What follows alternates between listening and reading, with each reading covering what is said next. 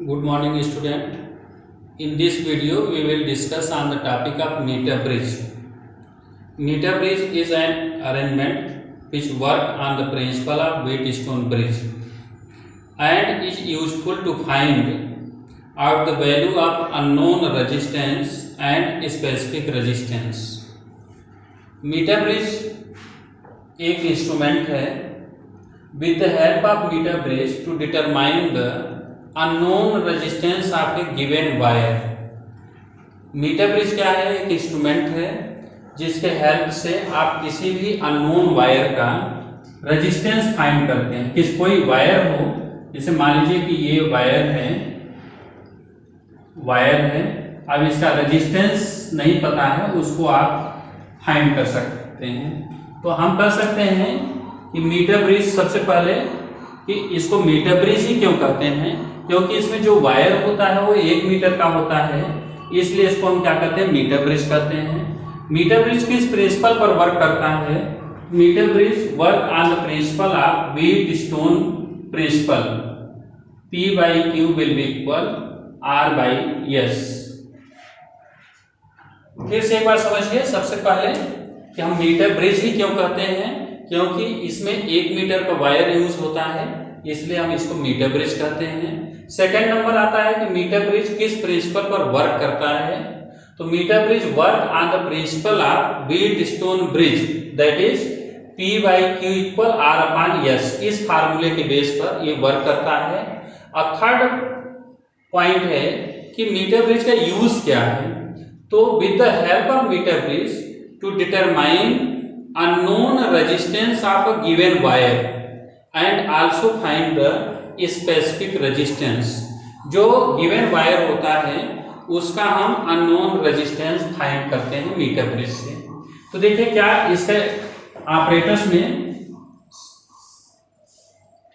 AB 1 metre का wire है, इसमें मीटर ब्रिज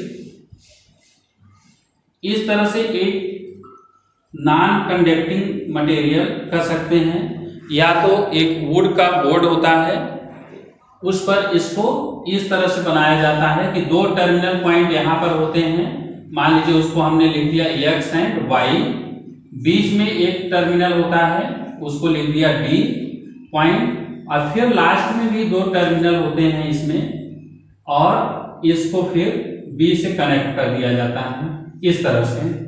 अभी देखिए फर्स्ट जो टर्मिनल है X एंड Y, ये मीटर ब्रिज है, 1 मीटर का वायर ये है, इसमें जो टर्मिनल है X और Y है, इसके बीच में इस टर्मिनल को हम एक नॉन रेजिस्टेंस बॉक्स से कनेक्ट कर देते हैं।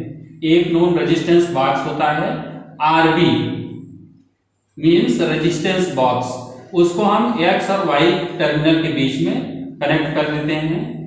D जो पॉइंट होता है, D टर्मिनल होता है, तो D से एक वायर लेते हैं जिसमें बीच में एक गैल्वेनोमीटर लगा देते हैं, और फिर गैल्वेनोमीटर से हम एक चौकी को यहाँ पर कनेक्ट करते हैं, J से डिनोट करते हैं, चौकी होती है।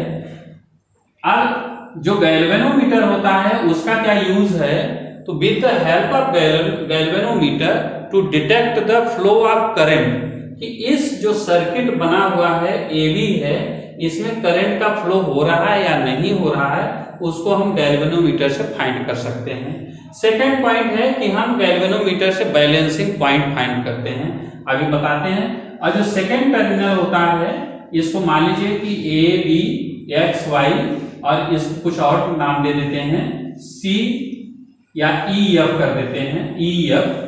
यहाँ पर आप इस टर्मिनल के बीच में अब बात आती है कि यहाँ पर क्या, तो जो गिवन वायर है जिसका आपको रेजिस्टेंस फाइंड करना है, उस वायर को इसके बीच में कनेक्ट कर देते हैं। ये आपका हो गया वायर जिसका रेजिस्टेंस आपको फाइंड करना है, इसी का रेजिस्टेंस आपको डिटरमाइन करना है, जिसको E और Y टर्मिनल के बीच में कनेक्ट कर दिए। ए भी 1 मीटर का वायर है, जैसा मैंने पहले बता दिया कि सपोज ये इस तरह से इसमें 1 मीटर का पॉइंट होता है, और इस तरह से भी आप कर सकते हैं। अब ये चौकी है जिसको हम इजली वे में A से B तक हम स्लाइड करते हैं, मूव कराते रहते हैं, और इसको हम एक सेल से कनेक्ट करते हैं, या बैटरी लगा देते हैं, सेल लगा देते हैं, की लगा देते हैं, और इस तरह से इसको कनेक्ट कर देते हैं। की हो गया, और यहाँ पर हम सेल लिख देते हैं, प्लस और माइनस। ठीक है, प्लस लगा देने का मतलब है कि जहां पर सेल का प्लस पॉइंट होता है वो हाई पोटेंशियल होता है, और जहां पर सेल का निगेटिव पॉइंट होता है वो लो पोटेंशियल होता है। मींस जो टर्मिनल ए पॉइंट है, ए पॉइंट जो है वो हाई पोटेंशियल है, और बी क्या है, लो पोटेंशियल है। यानी ए से जो करंट फ्लो होगा वो बी की ओर फ्लो होगा, high potential to low potential.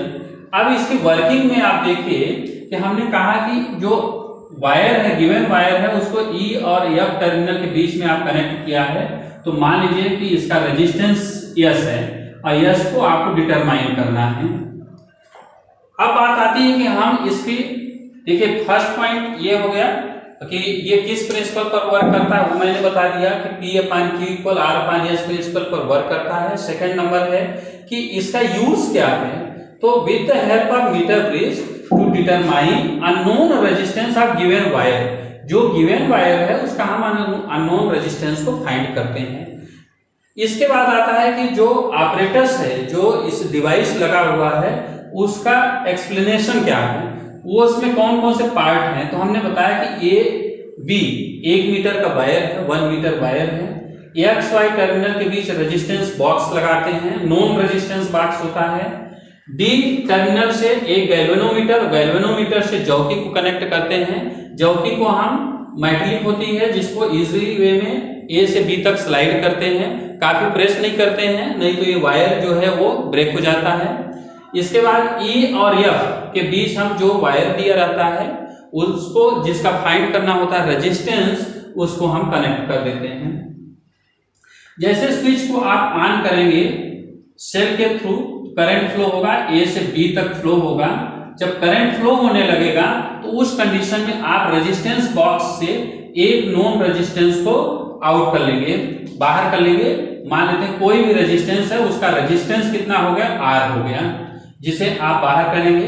इसके बाद आप जौकी को स्लाइड करेंगे और गैल्वेनोमीटर में बैलेंसिंग पॉइंट देखेंगे। बैलेंसिंग पॉइंट का मतलब ये है कि जहां पर नल डिफ्लेक्शन होना चाहिए। नल डिफ्लेक्शन मींस होता है कि जिस पॉइंट पर डिफ्लेक्शन गैल्वेनोमीटर में 0 हो जाए, क्योंकि ये जो P/Q = R/S है, ये इक्विलिब्रियम कंडीशन है, यानी बैलेंस कंडीशन में ये वर्क करता है। इसलिए हमको यहाँ पर भी क्या करना पड़ेगा, उसका बैलेंसिंग पॉइंट को डिटरमाइन करना पड़ेगा।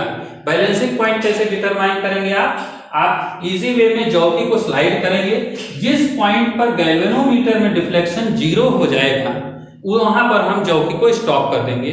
और सपोज किया कि मान लेते हैं ये जे पॉइंट पर ही, जे ही पॉइंट है, यहाँ पर गैल्वेनोमीटर का डिफ्लेक्शन क्या हो रहा है, 0 हो रहा है। तो ए से जे के बीच की डिस्टेंस आप मेजर कर लेंगे, और मान लेते हैं कि ए से जे के बीच की डिस्टेंस कितनी है, यल है। तो जे से बी की डिस्टेंस कितनी होगी, अब आप बता सकते हो कितनी होगी। ए से बी 1 मीटर वायर है, 100 सेंटीमीटर है, यल सेंटीमीटर इधर हो गया, तो इधर आपका आ गया 100 - यल सेंटीमीटर। ये लेकिन ये P/Q = R/S, ये पूरे के पूरे जितने P, Q, R, S resistance हैं, और यहाँ आप क्या मेजर कर रहे हैं, लेंथ। तो लेंथ को रेजिस्टेंस में कन्वर्ट करेंगे। तो इसके लिए आप सपोज करेंगे कि let resistance of unit length of wire Px। Unit length का जो वायर है, मीटर ब्रिज का वायर है, यूनिट लेंथ का रेजिस्टेंस कितना है, यूनिट लेंथ की रेजिस्टेंस x है, लेंथ कितना है यहाँ पर यल है। तो रेजिस्टेंस कितना हो जाएगा, a से j के बीच का रेजिस्टेंस, देखिए यूनिट लेंथ 1 सेंटीमीटर कर सकते हैं, 1 सेंटीमीटर का रेजिस्टेंस कितना है, x है। तो 2 सेंटीमीटर का रेजिस्टेंस कितना होगा, 2x होगा। 3 सेंटीमीटर का रेजिस्टेंस कितना होगा, 3x होगा। L सेंटीमीटर होगा तो उसका रेजिस्टेंस कितना होगा, Lx होगा। तो P इक्वल हो गया Lx, ये रेजिस्टेंस हो गया। P इक्वल कितना हो गया, resistance Lx। Next Q equal कितना हो जाएगा, तो 100 minus Lx, Q will be equal हो गया 100 minus Lx। P equal Lx, Q equal 100 minus Lx, resistance हो गया। अब आप व्हीट स्टोन प्रिंसिपल का यूज करेंगे।